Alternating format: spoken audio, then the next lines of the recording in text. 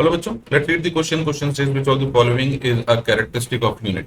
A must be universally accepted. B must be well defined and invariable. C easily available and suitable size. D all of the above.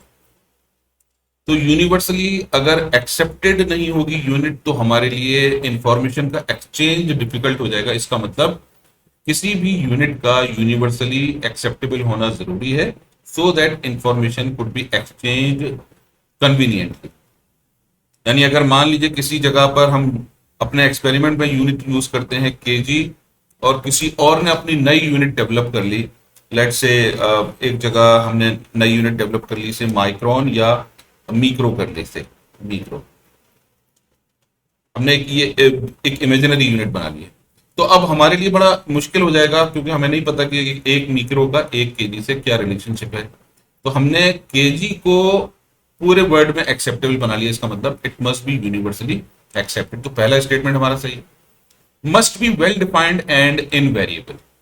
जब हम KG को define करेंगे तो इसकी definition कुछ ऐसी होनी चाहिए कि ये जहां भी हो सब जगह सेम इसको हम कॉपी कर सकें या रेप्लिकेट कर सकें. अगर ऐसा नहीं होगा तो फिर ये हमारी फंडामेंटल यूनिट नहीं रह पाएगी.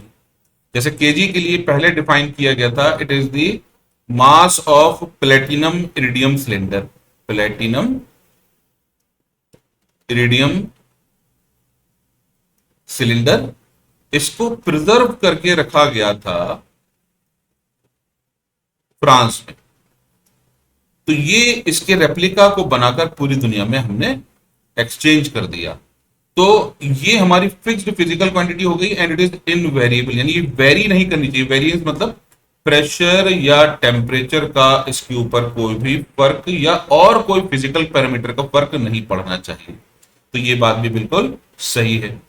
Easily available and suitable size, यानी इसकी अवेलेबिलिटी आसान होनी चाहिए जो भी हम मेजरमेंट करेंगे, और सुइटेबल साइज होना चाहिए. ऐसा नहीं होना चाहिए फॉर एग्जांपल अगर हमें मेजर करना है से एक कोई पाउडर है एक स्पून में, तो इस स्पून को मेजर करने के लिए हम यूज कर रहे हैं से टन्स.